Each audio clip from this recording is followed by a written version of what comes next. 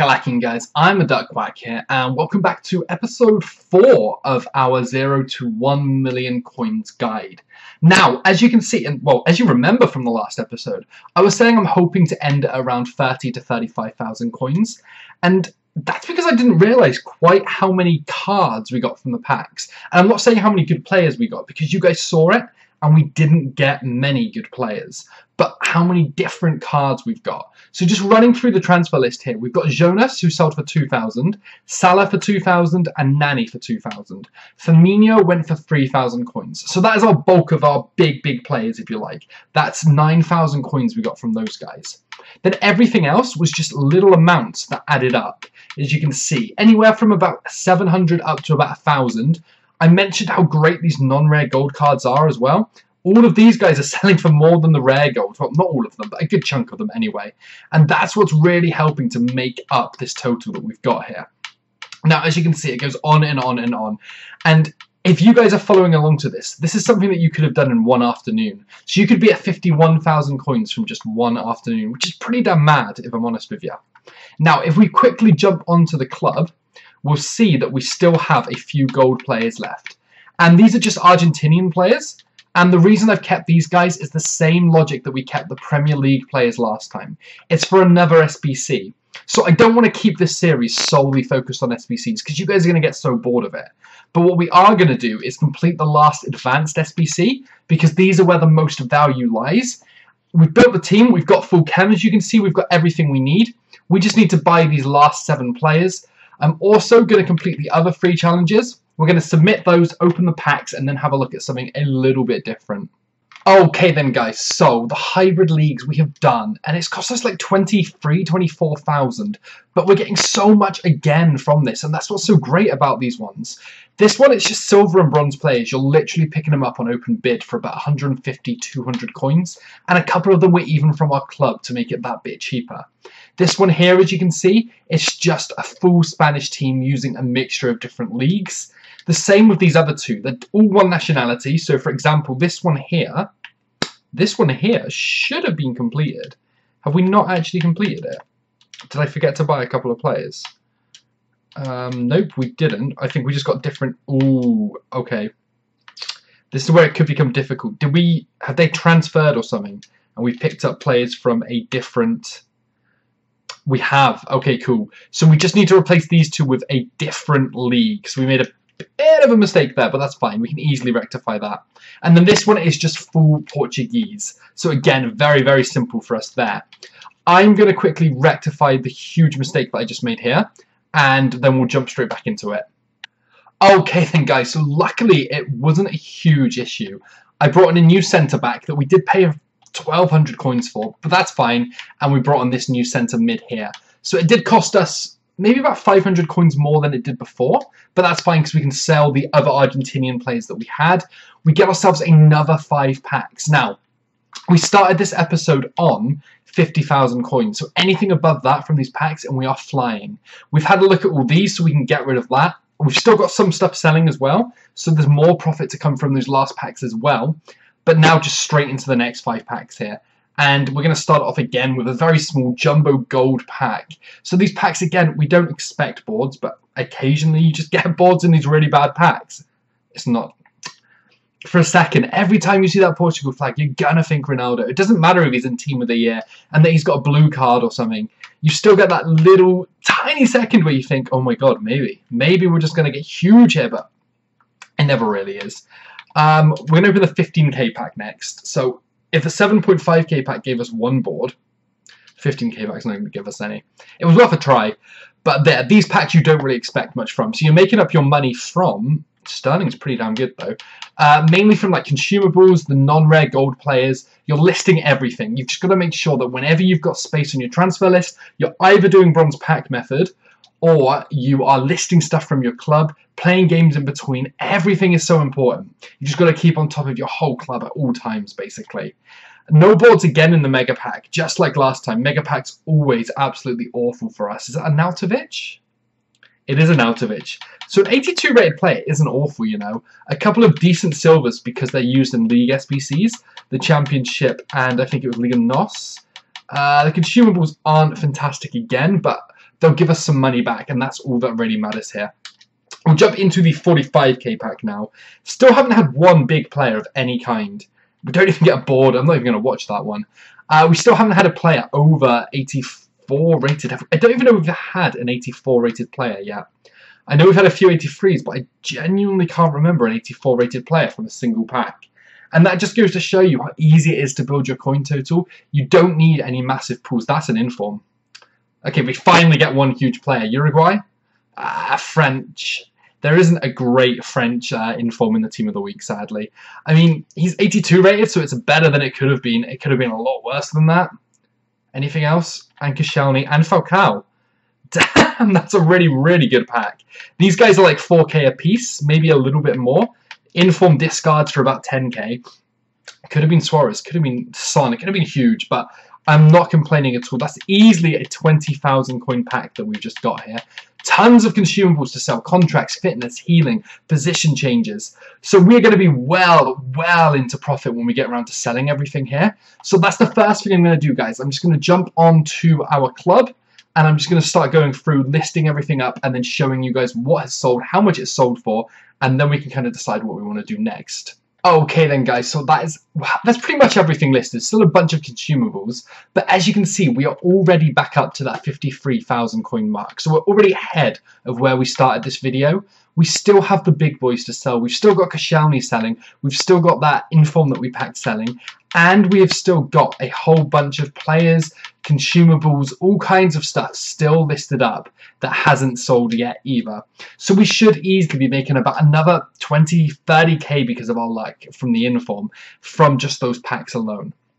So, moving on, we can't do SBCs forever to get up to these million coins here. So what we're going to start looking at is different trading methods. Now, if we just look at the trading method and do it once, it's not going to get us to 1 million coins. So the theory of this is, it's like everything else. So it's like you keep doing the bronze pack method. It's like when you keep playing games. This is going to be an event that we need to invest in weekly. And even if you don't see me doing it on my videos, it's something worth keeping up.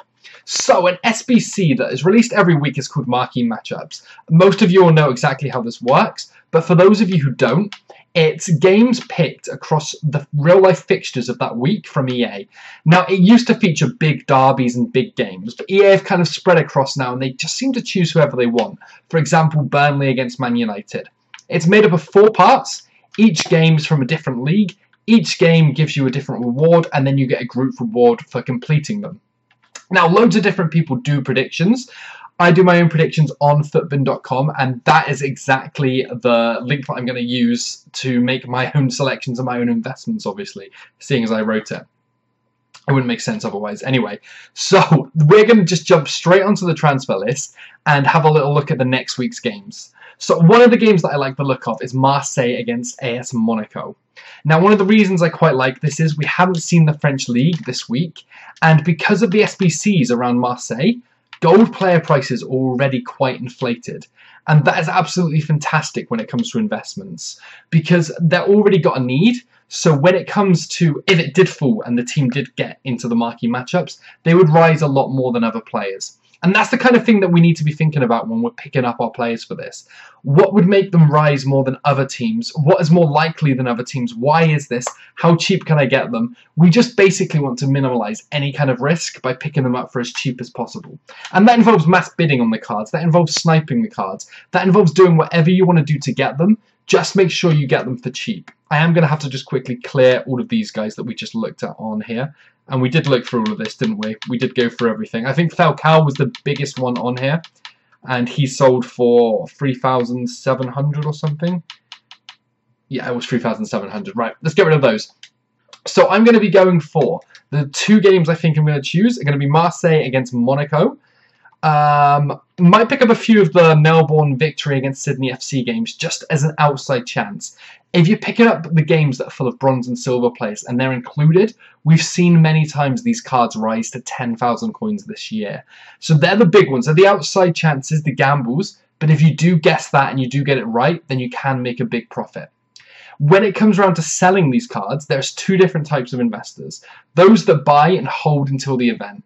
Now, you can get very lucky here. If you choose the right game, it's included and the requirements are high, you can make huge money, like the 10,000 coins we just spoke about. If you hold and they're not included, you're not going to make any coins. The second option is we sell on hype. So that involves selling in the build up to the event, the last couple of days before the event. Probably about now is the kind of good time to sell, which is Sunday evening / Monday. People are starting to buy last minute panic investments for these marquee matchups, and that's what pushes the prices up just before the event. If you're going for bigger games, bigger derbies like the French big league here, Marseille is not going to go massively increasing in hype because there's just so many cards on the market. But these smaller games that are made up of bronze and silver cards, investing early and selling in the hype is the safest way to ensure that you're making your coins. But for now, we're just going to pick up a few investments. Well, I say a few. We're probably going to pick up quite a few investments, and then we're just going to sit on them until closer to marquee matchups. Then we're going to decide whether to sell them or not, or hold them until the event. And by the time I make the next video, I'm sure marquee matchups would have already passed, so it will be perfect for you guys. So I'm going to get bidding and sniping, and then show you guys exactly what we have bought. Okay then guys, so I've been sniping, bidding, doing all kinds of little things, and I just want to come here and show you guys what we have so far. So the two games I decided to go on in the end, it was the Monaco against Marseille game, and then we also decided to go in for the Ghent against Club Bruges game. Now every one of these Ghent and Club Bruges guys we picked up for 400 coins. Now we could, and this is what I'd suggest to you guys to do every single time if you've got a little bit more time than me. I'm obviously pushed because I'm making the video and everything like that, but we could have bid on all of these guys and won them for 350. That means every 7 players we could have got a free player. It only sounds like tiny amounts, but when you apply this logic to all kinds of trading, the coins so quickly add up. So we're going to be going in on discard value, and I'm going to be bidding on the rest of them now. 350 coins for Club Bruges, Ghent, Monaco and Marseille players. We may pick up a few players from Birmingham and Sunderland, because that's a game I kind of fancied, and the Melbourne victory against Sydney FC game. But just to show you guys what I mean about hype, it's Sunday evening, so we're not even right at the deadline, if you like, yet. There's barely... You know what, I'm actually just going to buy those guys there. They're too cheap not to buy. I was going to say, there's barely any players on the market for either of these two teams. So we've got 2 Sydney players there. And if we have a look at the Melbourne victory, which is this one, there's none on the market for 450, none for 500. We're going all the way up to 600 before we see a couple of bronzes. Now, a couple of days ago, we could have bought these guys for literally 200 coins with no problem whatsoever. 200 to 600 coins doesn't sound like a huge jump, but that is tripling your money on an investment.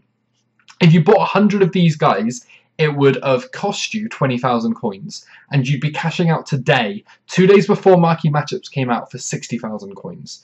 It doesn't sound crazy, but that's how you make your money. Small little bursts like that add up so very quickly. And marquee matchups being a repeating event every week is going to be one of the foundations that we just add to this in order to keep getting that coin total up. So before the next episode, guys, I'm gonna make sure that I pick up a whole transfer target list, a whole transfer list, everything full of marquee matchup investments, and we're just gonna hope that we get one of them right. If we get everything wrong, or if the prices don't increase in hype before the event, then we're gonna lose some coins, but that's fine. We've minimalized our risk by making sure that we're not paying above discard value. Well, we're paying 400 coins, which is their lowest buy now, which I'm sure if we list them up, they will sell for that eventually. So we're basically just making sure there is zero risk with this investment, so it's a free gamble. Either we're going to get a lot of coins from it, or we're just going to break even. Either way, there's no harm done. Anyway, guys, if you're still enjoying this series, then make sure you drop a like, comment down below, follow me on Twitter, follow me on Discord, everything that you guys always do. And thanks so much for all the support, guys, and I'll catch you next time.